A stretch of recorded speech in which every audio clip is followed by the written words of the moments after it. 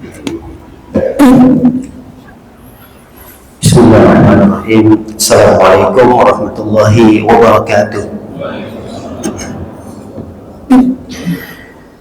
Alhamdulillah, alhamdulillah hamdan katsiran tayyiban mubarakan fihi kama yuhibbu rabbuna wa yardah. Asyhadu an la ilaha illallah wahdahu la syarika lah wa asyhadu anna Muhammadan abduhu wa rasuluhu la nabiyya wa la rasula ba'da. Amma ba'du.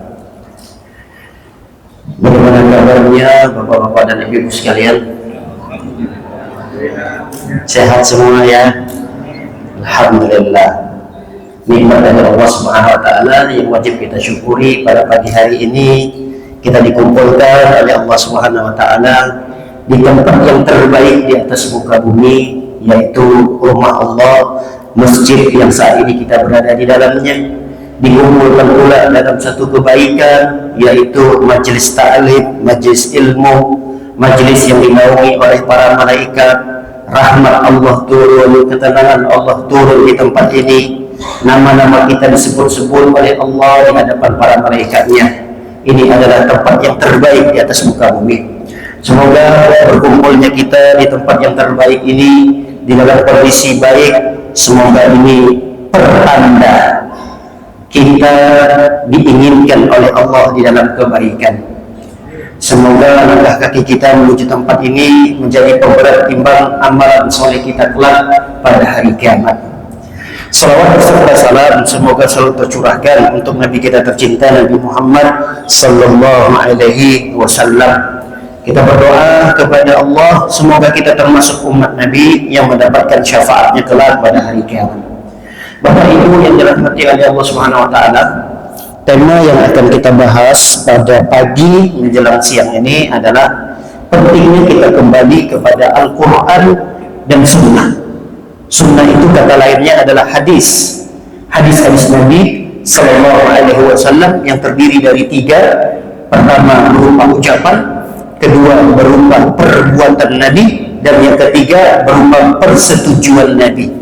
Ini adalah sunnah-sunnah Nabi Sallallahu Alaihi Wasallam yang dimaksud.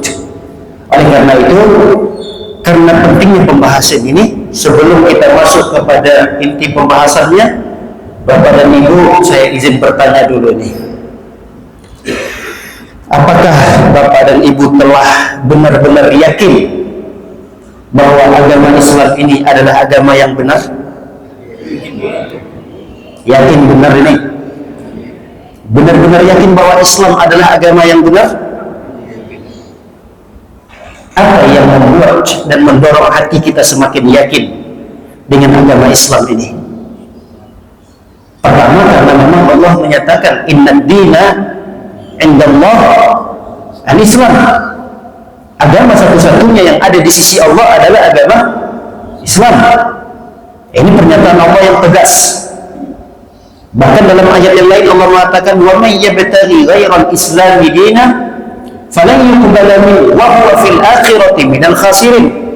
Kata Allah Subhanahu wa taala, siapa orang yang berharap mencari agama selain agama Islam tidak diterima, bahkan di akhirat masuk dalam golongan orang-orang yang merugi.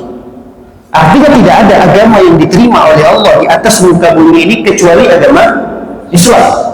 Inilah yang membuat kita semakin yakin bahwa Islam adalah satu-satunya agama yang diterima oleh Allah Subhanahu wa taala. Siapa orang yang mencari agama selain Islam merugi di akhirat. Kita tidak ingin kita termasuk dalam golongan orang yang merugi. Ditambah lagi pernyataan Allah di ayat yang terakhir turun setelah lengkap tuh Al-Quran 30 juz, ditutup oleh Allah Subhanahu wa taala dengan penutupan al-yauma akmaltu lakum dinakum wa atmamtu alaikum ni'mati wa raditu lakumul Islam dina.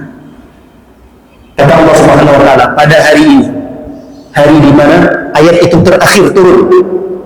Hari ini kata Allah Subhanahu wa taala, aku sempurnakan bagi kalian agama kalian. Aku sempurnakan nikmatku buat kalian.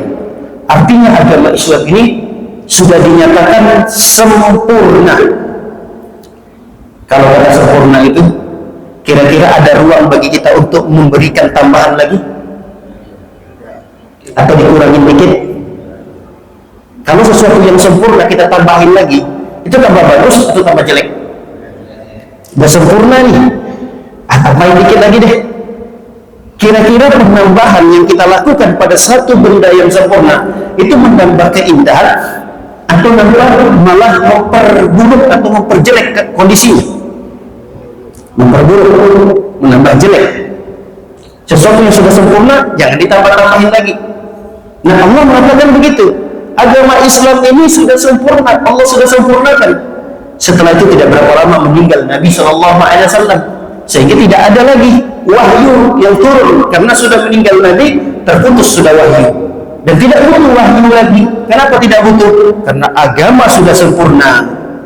Maka kita umat Nabi SAW gak ada ruang untuk menambah-nambah apa yang sudah diajarkan oleh Nabi SAW. Karena penambahan yang dilakukan itu tidak akan menjadikan agama menjadi baik. Kita saja, Bapak-Bapak sekalian, punya masing-masing kita punya mata berapa? 2. Kalau kita tambah 1 lagi, ya nah, bagus enggak? Ini udah 2 nih. Kayaknya kurang deh mata 2. Tambahin 1 lagi di sini. Ada yang mau? Di belakang begini, kayak spion gitu. Jadi di belakang kalau melihat nggak usah lagi menoleh gitu. Kira-kira bagus nggak? Kan bagus. Karena beginilah ciptaan Allah sudah sempurna. Penciptaan Allah terhadap manusia. Ketika ditambah lagi, itu akan merusak ciptaan yang sudah sempurna tadi. Nah, begitulah kondisinya dengan agama Islam ini. Agama Islam ini adalah agama yang sudah sempurna, tidak ada lagi ruang buat kita untuk menambah. Ketika kita melakukan sesuatu penambahan di dalam agama, itu ada beberapa konsekuensi. Pertama, seakan-akan kita lebih pintar daripada Nabi. Kenapa?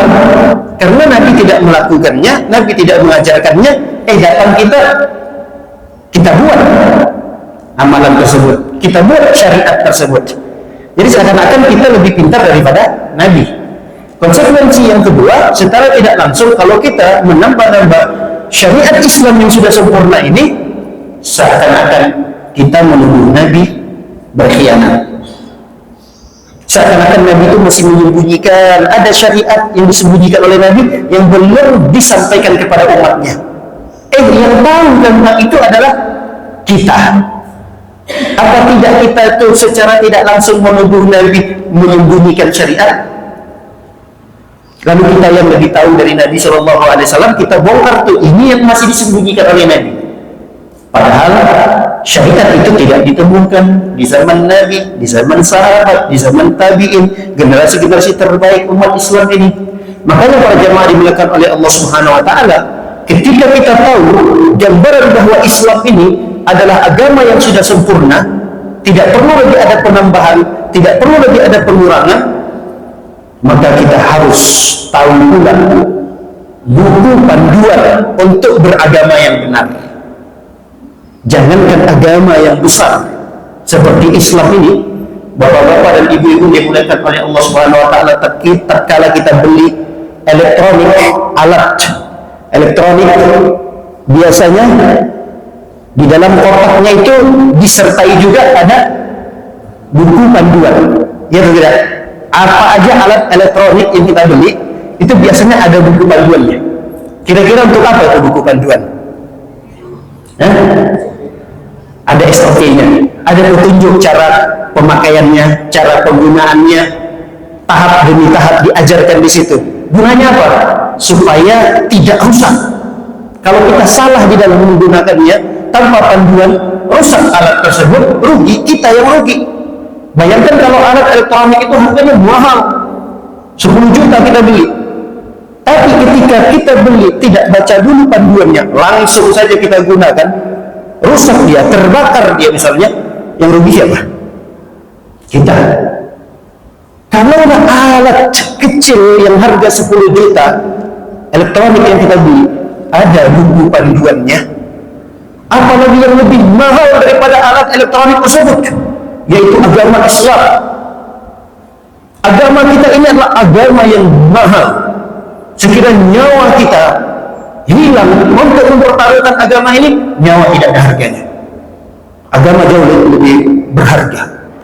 Sekiranya hancur dunia, bumi segala isinya, itu tidak ada apa-apanya dibandingkan dengan agama kita yang hancur. Biarlah jiwa kita, harta kita yang habis, asalkan agama tetap bersemayam di dalam hati kita. Berarti ini agama sesuatu yang besar sekali.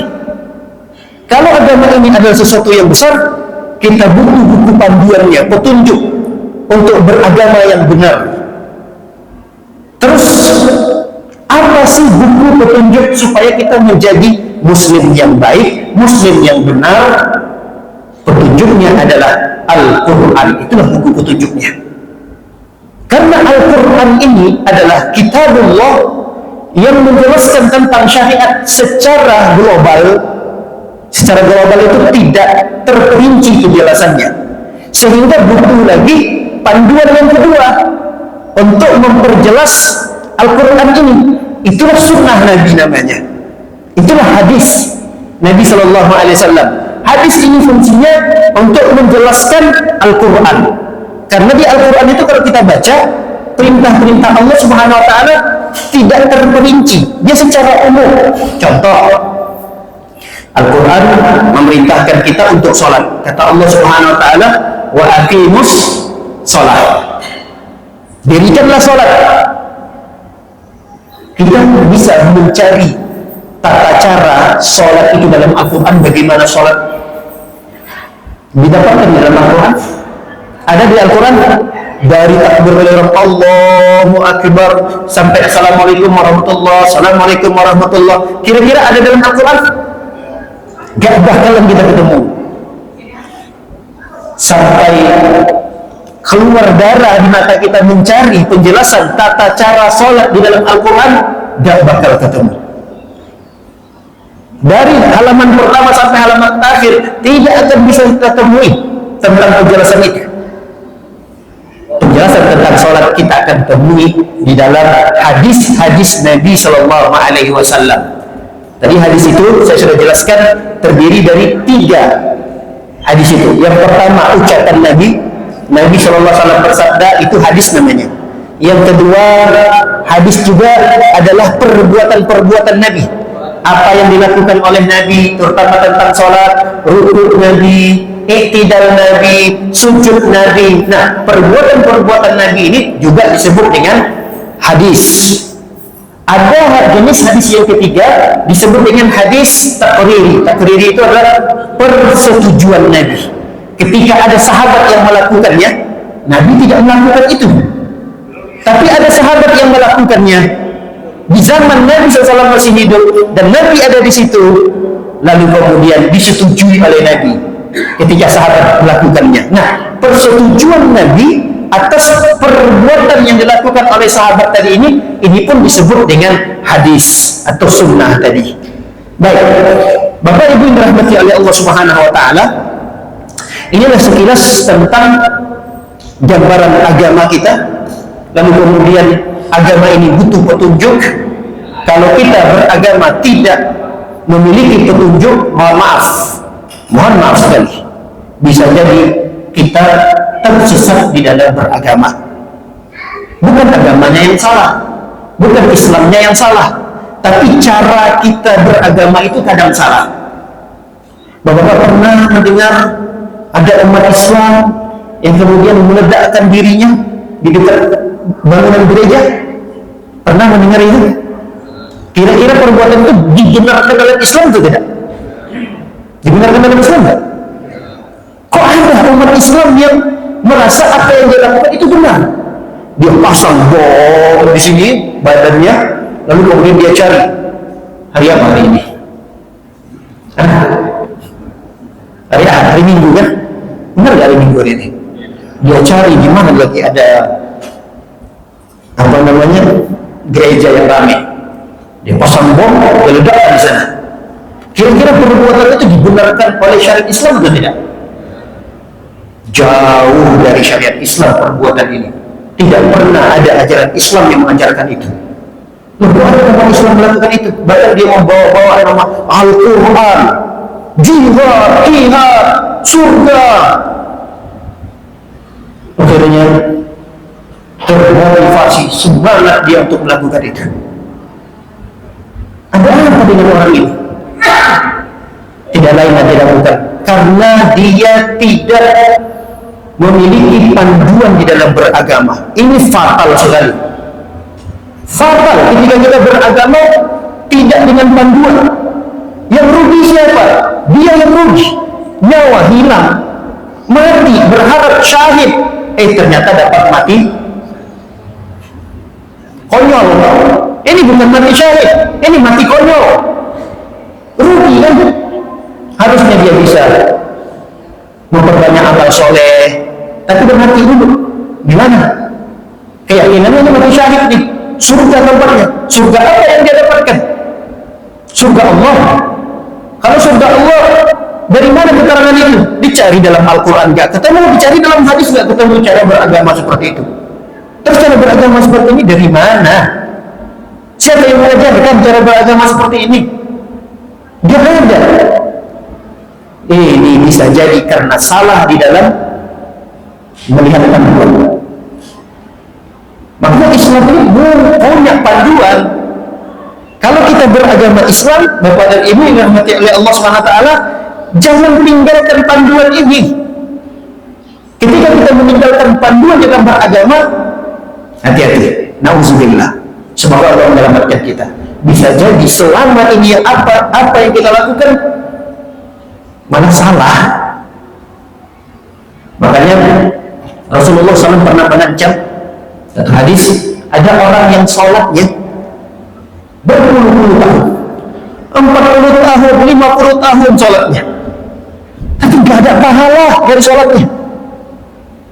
Kok bisa ada orang yang tidak pernah tinggal sholat 5 waktunya, setiap hari sholat. Kata Nabi SAW, tidak mendapatkan pahala.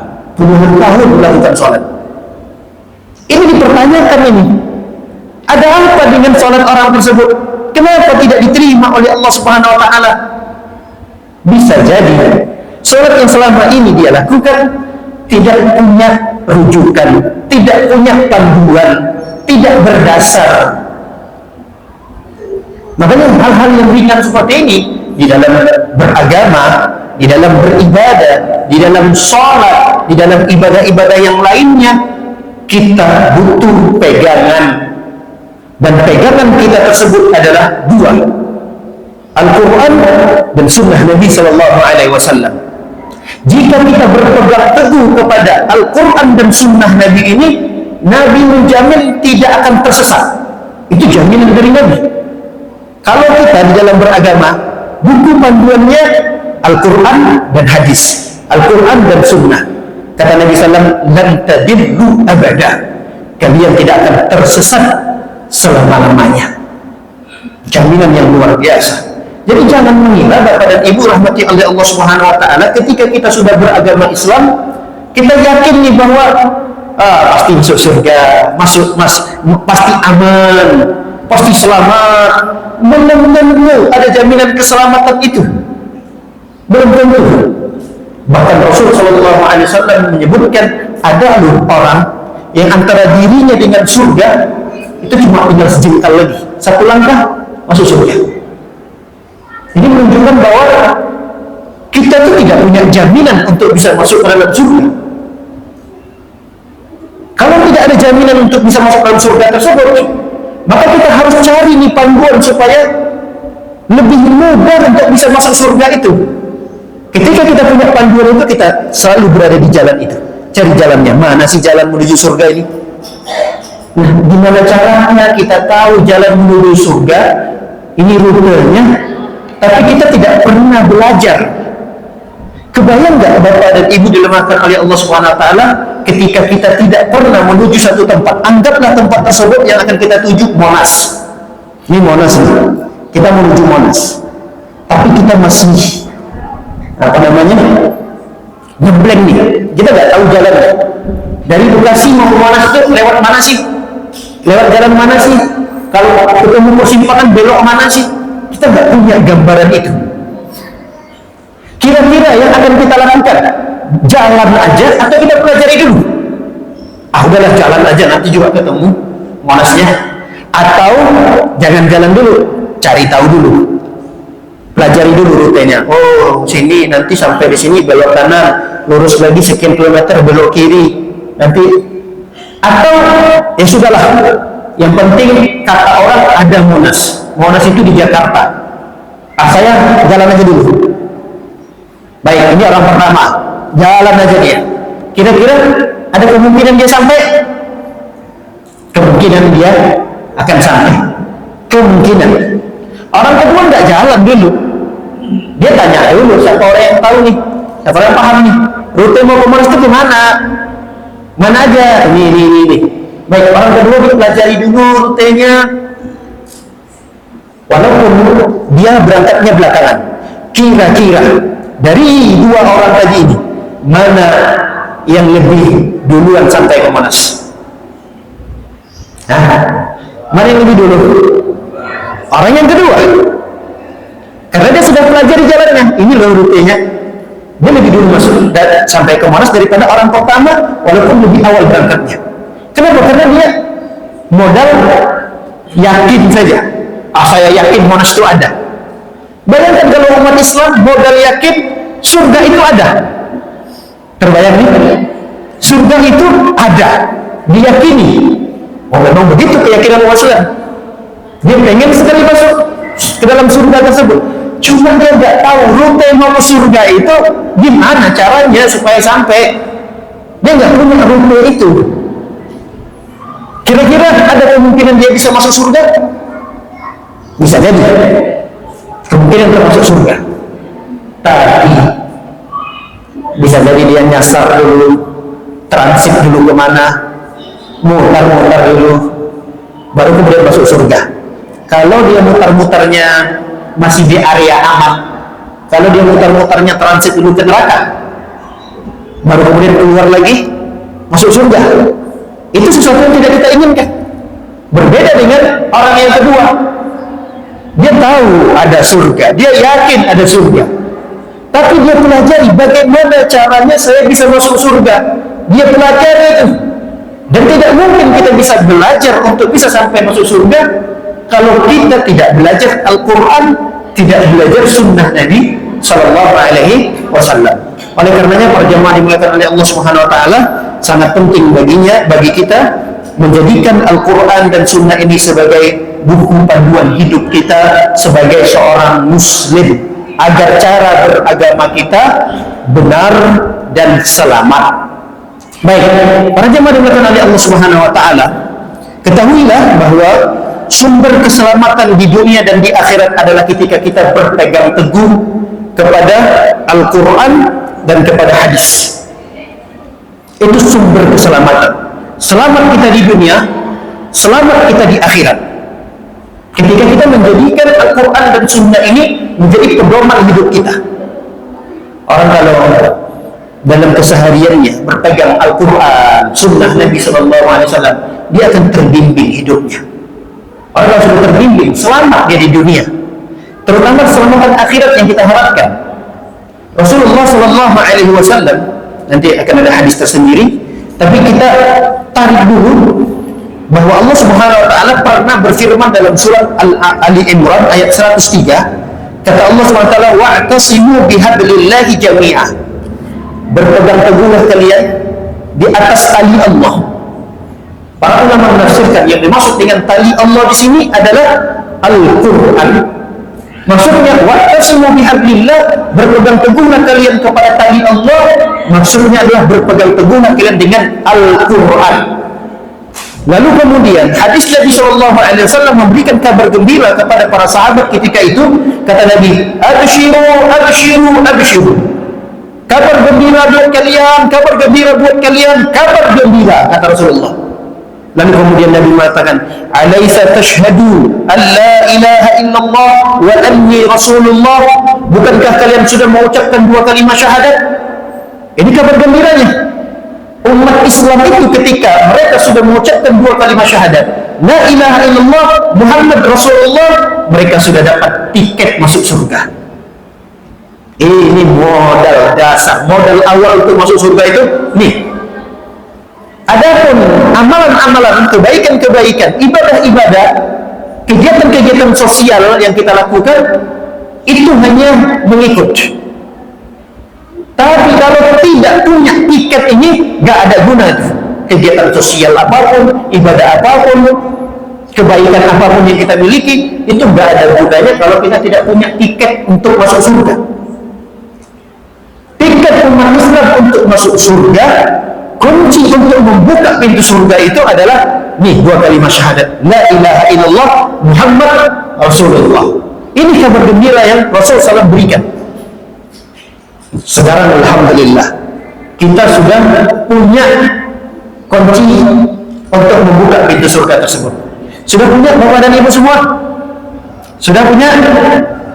Jelas sudah punya. Bahkan kita terlahir sudah mendapatkan kunci itu, kecuali orang-orang yang mu'allaf. Nah, itu baru kemudian dia mendapatkannya. Alhamdulillah kita terlahir dari kedua orang tua yang muslim dan muslimah.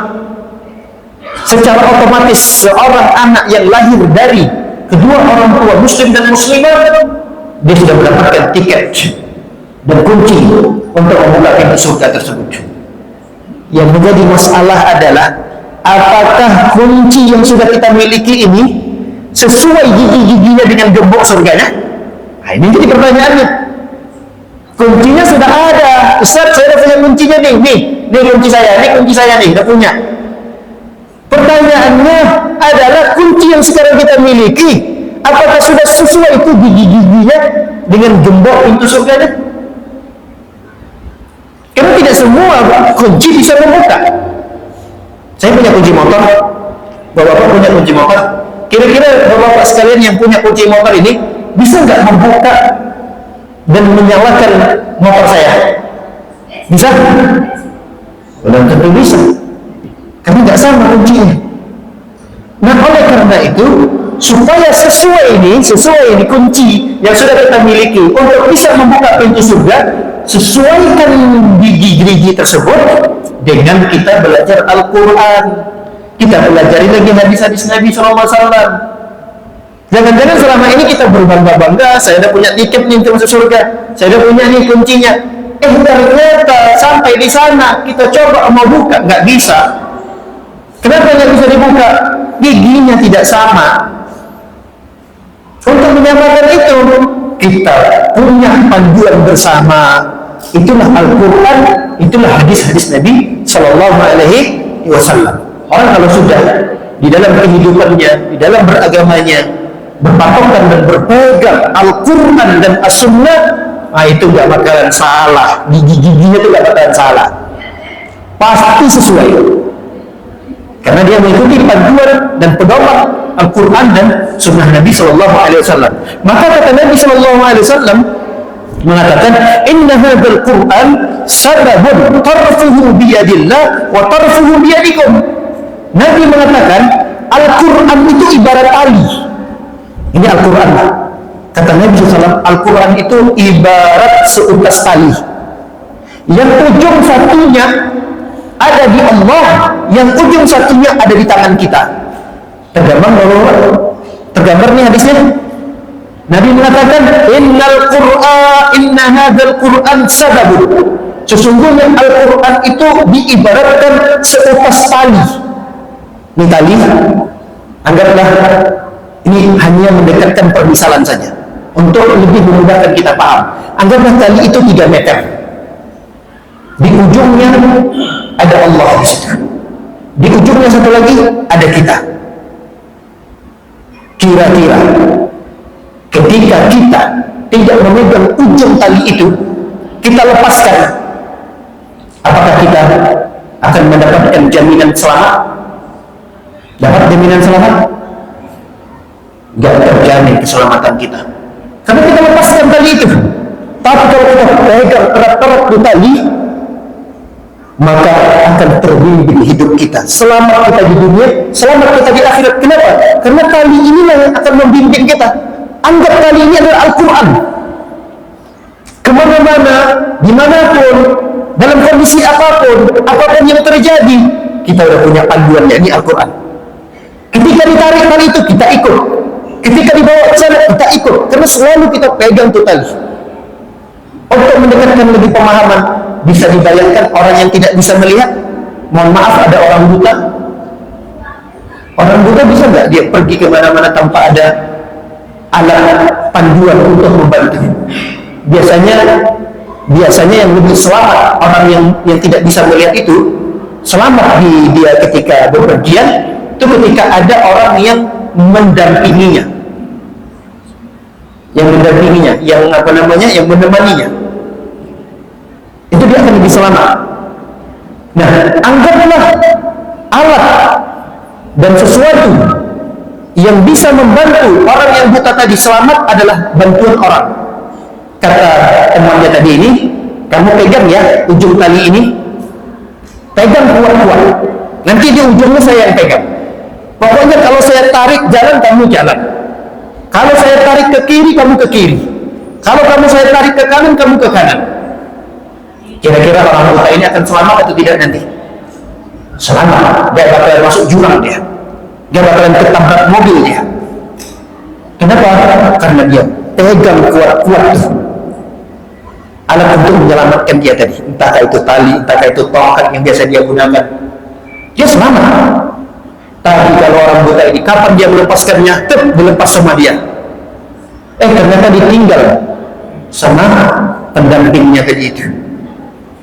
Bingung dia, mau kemana saya nih? Ke kanan atau ke kiri nih? Dia nggak bisa melihat. Begitulah kita manusia. Manusia ini kata Rasulullah SAW asalnya tersesat. Bukan saya yang mengatakan begitu. Semua manusia kata Rasulullah SAW asalnya mereka tersesat. Kata Allah Subhanahu Wa Taala dalam hadis qudsinya, kullukum dhallun. Kata Allah Subhanahu Wa Taala, semua kalian tersesat. Illa man hadaituhu, kecuali orang yang aku beri hidayah, kata Allah.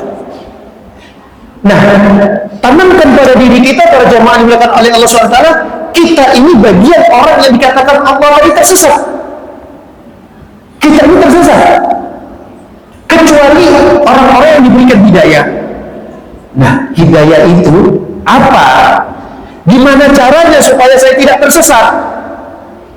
Hidayah itulah Al-Quran, itulah sunnah Nabi SAW.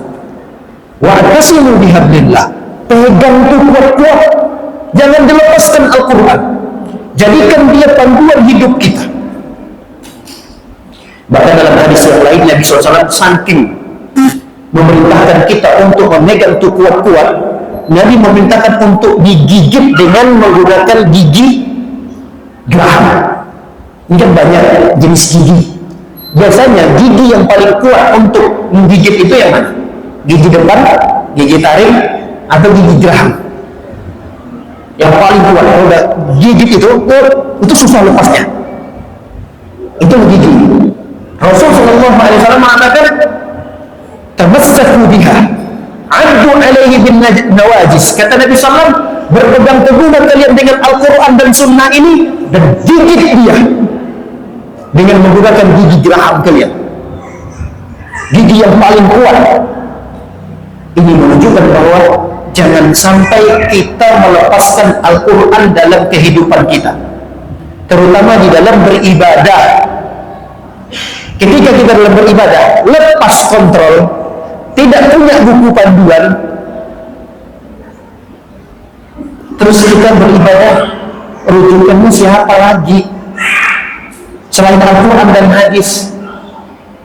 Pakai rujukan siapa nih kita mau beragama? Selain, anggaplah kita pengen tinggalkan dulu Al-Quran dan hadis. Ayo, oke, tinggalkan Al-Quran dan hadis. Agama kita apa? Islam. Agama Islam. Tapi sekarang tidak kita jadikan Al-Quran dan As-Sunnah sebagai rujukan kita dalam beragama.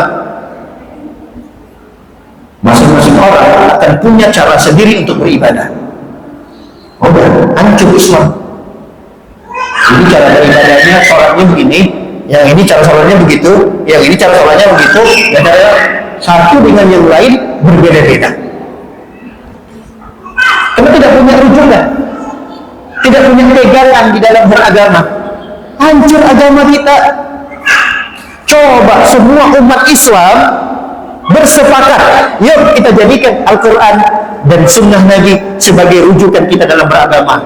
Itu dari Sabang sampai Merauke, bahkan dari timur sampai barat, selama dia umat Islam walaupun beda negara, pasti sama dalam beribadahnya, tidak akan berubah. Kenapa? Karena rujukannya sama, Al-Quran dan Sunnah Nabi Sallallahu Alaihi Wasallam. Kalau kita tidak punya rujukan, terus pegangan kita siapa? Ustaz, kalau saya dalam beragama, pegangan saya Ustaz Fulan, Ustaz A. Kalau saya Ustaz B. Kalau saya Ustaz C. Saya Ustaz D. Kita nggak bisa menjadikan mereka-mereka ini sebagai rujukan kita dalam beragama. Yang kita jadikan adalah Al-Quran dan Sunnah Nabi Sallallahu Alaihi Wasallam. Karena nanti kalau kita berfikirnya untuk beribadah, rujukannya adalah fulan, itu kecerdasan satu dengan yang lain berbeda-beda. Cara mereka mengolah, berijtihad dalam satu permasalahan itu juga berbeda-beda. Satu permasalahan, tapi sudut pandangnya nanti berbeda-beda. Akhirnya kacau lagi di dalam urusan beragamanya. Tapi kalau semua umat Islam bersepakat, nih panduan kita dalam beragama, sudah selesai urusan. Satu komando. Siapa yang mengomandoi kita? Itulah Al-Quran, itulah Sunnah Nabi SAW. Sudah tidak ada lagi perpecahan di dalamnya. Kenapa umat Islam banyak berpecah? Karena tidak menjadikan Al-Quran dan Sunnah menjadi satu rujukan. Ini membuat perpecahan umat Islam itu. Tapi kalau umat Islam sepakat, yuk, apapun persoalannya, apapun permasalahannya, kita merujuk kepada Al-Quran dan Sunnah Nabi Sallallahu Alaihi Wasallam. Udah selesai dah masalahnya. Makanya kenapa di zaman Rasul masih hidup tidak ada pergejolakan? Tidak ada pergejolakan ketika Nabi masih hidup. Tidak ada namanya perpecahan. Padahal di zaman Nabi itu sudah ada kelompok-kelompok.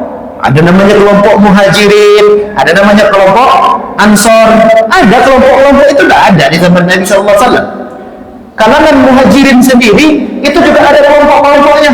Ada namanya suku Makhzum, ada namanya suku Taim, ada namanya suku Adi, ada kelompok-kelompok. Muhajirin sendiri ada kelompok-kelompoknya. Ansor juga ada kelompok-kelompoknya, ada kelompok Aus, ada kelompok Khazraj. Ini dulu para jemaah di belakang ada Allah, sebelum Islam datang, perang dulu kerjaannya. Ya ini perang satu, di sini perang, tadi satu perang, satu ini perang. Datang Rasulullah membawa Al-Quran, datang Rasulullah membawa hadis, tentang aman, satu komando mereka. Jadi Islam itu sebenarnya bisa disatukan, bisa. Tapi kita sepakat dulu, apa yang menyatukan kita? Jangan sampai yang menyatukan kita, mohon maaf, organisasi. Kalau organisasi menyatukannya masing-masing orang punya organisasi, dan tidak bisa disatukan. Organisasi A mau disatukan sama organisasi B, nggak bakalan bisa. Bukan tidak boleh punya organisasi, yayasan, ini punya yayasan, ini punya organisasi, sini ada masjid, sana ada masjid, sana ada masjid. Tidak ada masalah, silakan. Umat Islam ada misalnya organisasi ini, tidak ada masalah, silakan. Tapi jangan sampai organisasi itu menjadi satu-satunya panduan di dalam beragama. Pokoknya salah dan benarnya apa yang sudah menjadi keputusan organisasi kami. Dah, titik. Pokoknya ini organisasi kami. Apapun yang sudah menjadi keputusannya, pokoknya kami akan patuh dan taat. Ini yang salah. Harusnya organisasi itu sebagai wadah saja yang memayungi kita umat Islam. Tapi bukan satu-satunya. Ukuran salah dan benarnya itu bukan organisasi, tapi Al-Quran dan Sunnahnya. Itu yang paling penting. Kalau kita disatukan dalam satu partai, itu tidak mungkin. Ada partai A, partai B, partai C, dan semuanya umat Islam. Partai ini umat Islam, partai itu umat Islam. Kalian mau disatukan ini? Mustahil. Tak mungkin. Terus apa yang bisa menyatukan umat Islam? yang bisa menyatukan umat Islam, Al-Quran dan hadis Nabi Sallallahu Alaihi Wasallam. Itu yang bisa menyatukannya. Itu satu-satunya. Orang yang sudah berpegang Al-Quran dan Sunnah Nabi Sallallahu Alaihi Wasallam, dia tidak melihat apa bendera dia tidak melihat organisasi, dia tidak melihat yayasannya, dia tidak melihat lagi itu. Tapi yang dilihat adalah ini adalah saudara saya. Karena sama-sama berpegang di atas Al-Quran dan Sunnah Nabi Sallallahu Alaihi Wasallam. Inilah yang satu-satunya bisa menyatukan umat Islam. Makanya Nabi mengatakan, pegang loh kuat-kuat ini. Kalau bisa cara megangnya itu gigit dia dengan gigi geraham kalian, jangan sampai dilepas. Pasti kalian tidak akan tersesat, kata Nabi Sallallahu Alaihi Wasallam. Baik, berikutnya perjamuan yang diberikan oleh Allah Subhanahu Wa Taala.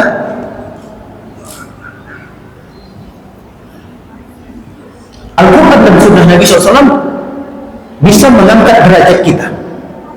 Derajat kita itu terangkat. Kapan? Ketika di dalam kehidupan kita berpegang dengan Al-Quran dan Sunnah Nabi. Apa saja persoalannya yang kita hadapi, yuk kembali lagi, cek lagi dengan Al-Quran, kembali lagi kita ke Sunnah. Itu akan terangkat derajat kita di dunia dan di akhirat.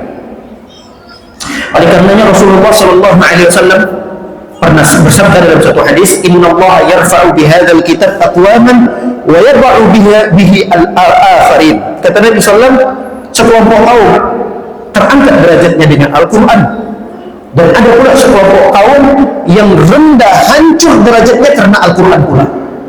Nah, ini kita yang memilih, kita mau yang mana nih? Kita mau dalam golongan orang yang diangkat derajatnya oleh Allah, atau yang direndahkan derajatnya oleh Allah SWT. Sama-sama sebabnya Al-Quran. Karena Al-Quran itu bisa mengangkat derajat, bisa ketika di dalam kehidupan kita panduannya adalah Al-Quran. Suatu ketika Umar bin Khattab menunjuk salah seorang sahabatnya yang bernama Nafi' bin Abdul Haris. Ini sahabat Nabi, Nafi'. Karena zaman Khalifah Umar bin Khattab, wilayah-wilayah kaum muslimin sudah meluas, ekspansi yang sudah dilakukan oleh Umar bin Khattab zaman kekhalifaannya, sehingga wilayah kaum muslim itu semakin meluas. Romawi ditaklukkan oleh Umar bin Khattab, Persia ditaklukkan oleh Umar bin Khattab, sehingga sudah mulai meluas wilayah kaum muslimin. Tentu nggak mungkin Umar satu-satunya sebagai pemimpin, dia harus menunjuk tangan kanannya. Mungkin kalau bahasa kita ada bupati, ada gubernur, begitulah. Suatu ketika Umar bin Khattab menunjuk Nafi' tadi untuk menjadi gubernur. Wahai Nafi', kamu jadi gubernur di satu wilayah. Namanya wilayah tersebutlah Usfan. Wilayah Usfan luas setelah menaklukkan Persia dan Romawi, meluas, kemudian ditetapkan di situ gubernur yang ditunjuk oleh Umar bin Khattab. Ketika ada kunjungan, Umar bin Khattab berkunjung. Ternyata wilayah Usfan tadi pun berkembang lagi, sehingga Nafi ini butuh lagi orang yang bisa membantu dia mengurusi masyarakat, rakyatnya. Ditunjukkan kalau bahasa kita bupatinya, mungkin begitu, supaya bisa bekerja sama nih agar rakyat dilayani, diayomi, begitulah. Akhirnya ditunjuk lagi tangan kanannya untuk mengurusi. Nah, tangan kanannya ini bernama Ibnu Abza. Umar bertanya kepada Nafi', wahai Nafi', itu siapa itu yang kau tunjuk sebagai pemimpin itu? Kata Nafi', wahai Umar, dia Ibnu Abza. Siapa ini Ibnu Abza? Kenapa saya tidak kenal? Kata Umar, dijelaskanlah oleh Nafi', wahai Umar, Amirul Mu'minin, Abza ini, Ibnu Abza ini, dia adalah mantan budak. Mantan budak bisa jadi pemimpin. Budak di zaman itu tidak ada harganya, harga sahaya. Stratanya itu di bawah sekali. Kastanya bukan strata, kastanya itu, kasta manusia terendah di zaman itu budak, hamba sahaya. Kaget Umar, ini mantan budak tapi jadi pemimpin. Dijelaskan oleh Nafi', wahai Umar, ini mantan budak saya angkat menjadi pemimpin. Innahu qari'un li kitabillah azza wa jalla wa innahu 'alimun bil faraid. Wahai Umar, Ibnu Hamzah ini bukan orang sembarangan, bukan mantan budak sembarangan. Dia ini orang yang pintar di dalam Al-Quran, cerdas di dalam ilmu syar'i. Ternyata Ibnu Hamzah ini adalah seorang yang menekuni Al-Quran, sehingga kehidupannya dipandu oleh Al-Quran. Dengan itu kemudian terangkat derajatnya di dunia dengan ditunjuk menjadi pemimpin tadi. Dia tidak pernah meminta-minta, dia tidak pernah mencalonkan diri, dia tidak pernah meminta kepada orang coblos saya, nggak pernah. Murni itu adalah pemberian dari Allah Subhanahu Wa Taala. Dia menolak tapi dipaksa, akhirnya dia terima. Dan kita lihat terangkat derajatnya karena kecerdasan dia di dalam kehidupan, menggunakan buku panduan di dalam kehidupannya, Al-Quran sebagai pedomannya. Ini yang ternyata mengangkat mantan budak tadi. Apalagi kita manusia terhormat, sangat mungkin sekali Allah mengangkat derajat kita di dunia ini. Walaupun mungkin dari segi strata sosial kita tidak lebih baik dari fulan, tapi di sisi Allah Subhanahu Wa Taala itu yang paling penting, derajat kita ditinggikan. Apa gunanya di dunia ini kita dipandang orang baik, dipandang orang kita dermawan, dipandang orang kita dipuji orang, tapi di sisi Allah Subhanahu Wa Taala kita tidak baik, itu tidak ada gunanya. Baik, bagaimana dikatakan oleh Allah Subhanahu Wa Taala, ketika kita selalu menjadikan Al-Quran ini sebagai pembimbing kita dalam hidup kita di dunia, maka kita akan selamat dan tidak pernah sengsara. Kesengsaraan itu tidak akan pernah mampir pada sosok orang yang menjadikan Al-Quran dan Sunnah sebagai pedoman hidupnya. Tidak pernah sengsara. Kenapa? Karena dalam kehidupannya, apapun masalah yang dia hadapi, dia punya buku panduan, dia bisa selesaikan.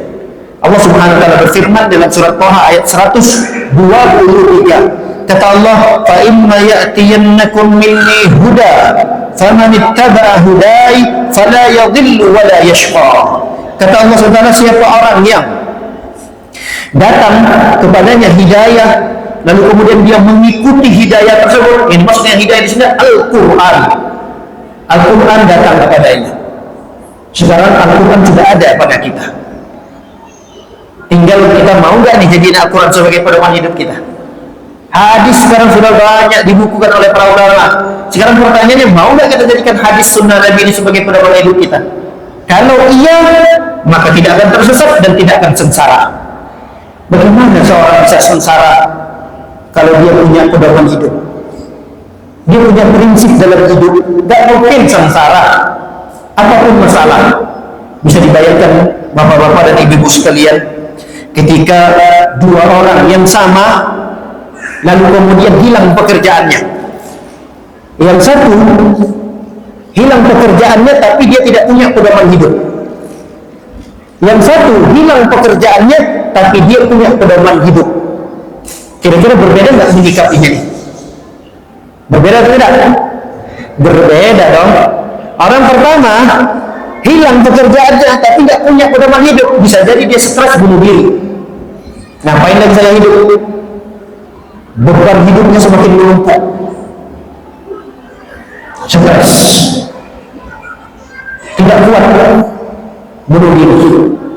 Dia menganggap bahwa itu adalah jalan keluar. Orang yang kedua ya, ketika dia tidak lagi mendapatkan pekerjaan, susah mencari pekerjaan, dia punya panduan hidup. Saya punya Al-Quran, saya punya Allah, saya berdoa sama Allah, saya diperintahkan untuk berusaha, saya diperintahkan untuk ikhtiar. Hadis-hadis begitu banyak memerintahkan saya untuk berusaha. Akhirnya dia semangat lagi hidup. Ini yang dimaksud dengan orang yang dibimbing hidupnya. Di dalam urusan rumah tangga juga begitu. Ketika kita dalam rumah tangga punya masalah dalam rumah tangga, terbayang nggak bapak dan ibu ketika kita punya masalah dalam rumah tangga, tapi yang satu tidak punya bimbingan, yang satu punya bimbingan, punya masalah, sama-sama punya masalah. Yang tidak punya bimbingan bisa jadi menyelesaikan masalah itu dengan menampar istrinya, menendang istrinya, dia usir istrinya, dia ceraikan istrinya. Kenapa? Karena dia tidak punya bimbingan. Harusnya kalau saya punya masalah ini, apa sih yang harus saya lakukan? Dia nggak tahu apa yang harus dia lakukan. Karena tidak punya bimbingan. Berbeda dengan orang yang kedua, punya masalah di rumah tangga, istri ngambek-ngambek, istri ngomel-ngomel di rumah. Oh, dia punya bimbingan. Kata Rasulullah, berlaku lembut, bukan dengan ditampar dia, dimaki-maki, dikata-katain itu istri tidak pandai bersyukur, banyak menuntut. Itu bukan suami yang punya bimbingan. Suami yang punya bimbingan itu dia terbimbing. Oh, ini yang harus saya lakukan. Yang harus saya lakukan, saya nasihatin. Dinasihatin nggak bisa juga, maka ada tahapan berikutnya. Tahapan berikutnya. Diceraikan itu adalah solusi terakhir. Banyak orang punya masalah di rumah tangga, solusinya adalah cerai. Saya ceraikan kamu. Udah, jangan selesai masalah. Tidak. Inilah yang saya maksud, orang punya bimbingan di dalam kehidupan. Ketika dia berpegang Al-Quran dan Sunnah Nabi Sallallahu Alaihi Wasallam. Bisa dibayangkan bapak-bapak sekalian, ketika di depan nih harta melimpah ruah, tapi bukan milik dia. Depan kita nih ada uang menumpuk 1 triliun. Kira-kira akan kita apain ya uang 1 triliun ini? Nah, digunakan buat apa nih uang 1 triliun? Ini menghayal dulu nih kita. Boleh menghayal? Boleh? Anggaplah kita berhayal dulu, bercita-cita dulu, di hadapan kita ada uang 1 T. Kira-kira apa yang akan kita lakukan? Tergantung ini kita punya bimbingan nggak nih? Ada nggak Al-Quran dan Sunnah pada diri kita? Kalau nggak ada, itu bisa disalahgunakan uang 1 T tadi. Seharusnya penggunaan itu sudah tercatat jelas. Ini uang 1 T kegunaannya ini rinciannya.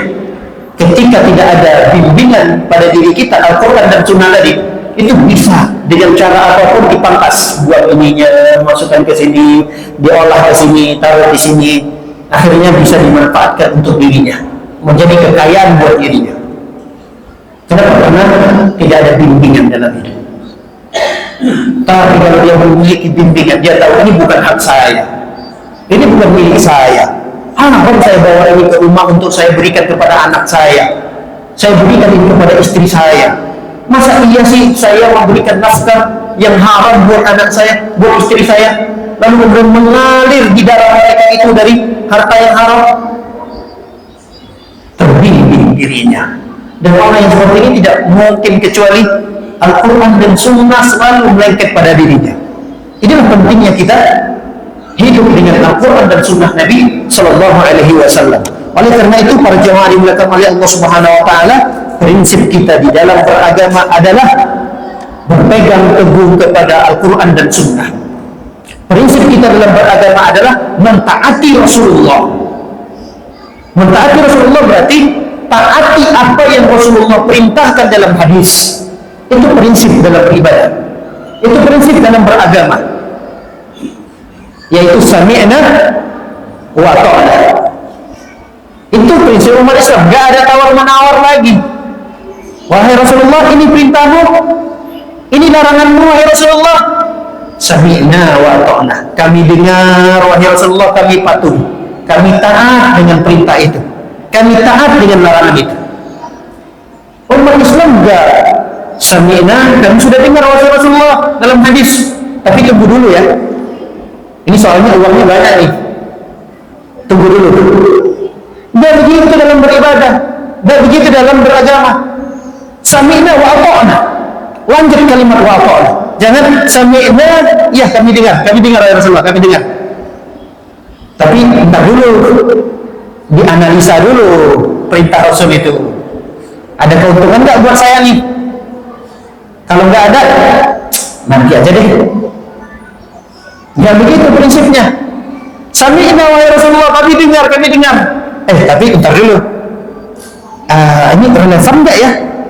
Kalau sampai zaman sekarang ini kita amalkan, cocok nggak ya di zaman ini sunnah Nabi itu untuk diamalkan? Kayaknya udah bukan zamannya lagi deh. Dianalisa, dilihat lagi relevan atau tidak relevan, cocok atau tidak cocoknya. Ini bukan prinsip kita umat Nabi SAW. Ini adalah prinsip orang-orang Bani Israel. Kita jauhi prinsip mereka. Ingat Bapak-bapak yang dimuliakan oleh Allah Subhanahu Wa Taala, ketika Bani Israel diperintahkan oleh nabinya Nabi Musa, dia punya nabi yang soleh, nabi yang begitu sakti kalau bahasa kita.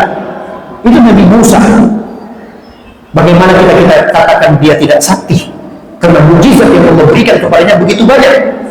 Tongkat kayu bisa menjadi ular besar. Tongkat tersebut ketika dipukulkan kepada batu itu bisa mengeluarkan mata air. Dan batu itu bisa dipindah-pindahin. Dalam satu penjelasan para ulama, batu itu tidak besar. Batu itu seukuran kepala sapi sebegini. Jadi mereka kalau mau minum nggak perlu ngebor sumur, itu nggak perlu. Gimana mau ngebor sumur, batu-batu semua di padang pasir begitu.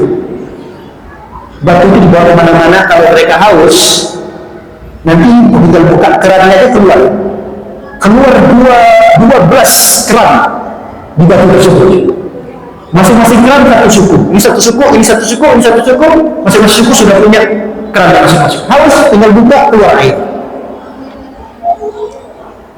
Di depan mata mereka kesaktian yang begitu luar biasa, mukjizat Nabi Musa alaihissalam. Ketika mereka diperintahkan oleh Nabi Musa untuk menyembelih sapi, perintah siapa? Nabi Musa. Kalian sembelih sapi. Orang ngajarnya di Bani Israel ngeyel. Ini umat yang paling ngeyel. Makanya umat Islam nggak boleh ngeyel dengan perintah Nabi. Nabi mengatakan begini, sami'na wa ata'na. Nabi mengatakan begini, sami'na wa ata'na. Jangan sami'na dan ngeyel gitu. Jangan sami'na wa ngeyelna gitu. Jangan. Kami ngeyel. Jangan begitu, ini perintah Nabi. Ngeyel. Wahai Nabi Allah, wahai Rasulullah Musa, yang diperintahkan kami untuk menyembelih sapi ini, jenis sapinya seperti apa? Jantan atau betina nih? Umurnya berapa? Warnanya seperti apa? Harusnya dia terus banyak lagi cari sapi, dapat sembelih, udah selesai urusan. Ngeyelnya luar biasa. Jenisnya seperti apa nih wahai Musa?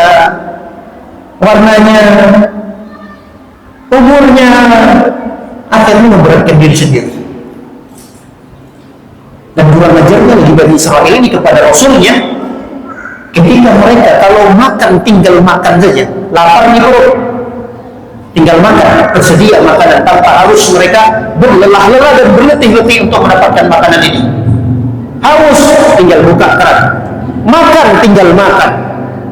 Kurang ajar lagi kepada Rasulnya. Dia mengatakan, "Lam nasbiru ala ta'amin wahid." Wahai Musa, kami tidak betah dengan makan ini terus. Tahu makanan itu dari mana? Makan itu dari surga. Allahu Akbar. Siapa umat Nabi dan umat Rasul yang di bumi ini makanannya turun dari surga? Siapa? Bani Israel, umat Nabi Musa. Teman makan juga tersajikan. Kita kalau makan harus masak dulu. Itu kalau udah jadi beras. Kalau kita runut dari awal lagi, itu kita pembibitan dulu, nunggu dulu sampai sekian bulan, dan dijemur dulu, baru digiling jadi beras, baru kemudian jadi nasi itu di atas meja. Wah, sekarang nggak kayak gitu, Ustaz. Bisa dipesan, beli Gojek gitu kan ya, online bisa datang, tinggal jadi, tinggal makan juga, tapi itu nggak perlu kerja keras lagi. Itu kita melihat sekarang yang tersaji di di meja makan kita. Tapi kalau kita lihat dari awal perjuangannya untuk jadi nasi di atas meja itu panjang. Berbeda dengan mereka. Mereka itu lapar, tinggal turun makanan dari surga, tinggal makan. Tapi kurang ajar kepada Nabi dan Rasulnya. Dia mengatakan, kami dah bosan makan dengan begitu terus. Kami mau nanam lagi nih. Akhirnya mereka nanam sayur-sayuran, nanam timun, nanam bawang. Ini contoh umat yang tidak baik itu. Nah, umat Islam gak boleh ngeyel, gak boleh kurang ajar sama nabinya, sama rasulnya. Sampai satu ketika puncaknya adalah ketika mereka baru saja diselamatkan oleh Allah Subhanahu wa taala dari kejaran Firaun. Dulu mereka tinggalnya di lingkungan Firaun, di Mesir dulu. Makanya Firaun diramalkan bahwa kerajaannya akan dihancurkan oleh anak yang lahir dari Bani Israel. Sehingga Firaun ketika itu memerintahkan bala tentaranya, siapa saja anak yang lahir dari Bani Israel, laki-laki bunuh. Itu perintah dari Firaun. Sehingga kalau ada dari Bani Israel baru mendapat informasi lahir anak, lihat laki-laki dan perempuan, oh laki-laki, bunuh. Tapi alhamdulillah selamat Nabi Musa alaihissalam. Tumbuh besar Nabi Musa di lingkungan Fir'aun. Kemudian dewasa Nabi Musa diangkat menjadi Rasul. Singkat cerita, Nabi Musa berdakwah di hadapan Fir'aun untuk mengajak Fir'aun masuk Islam.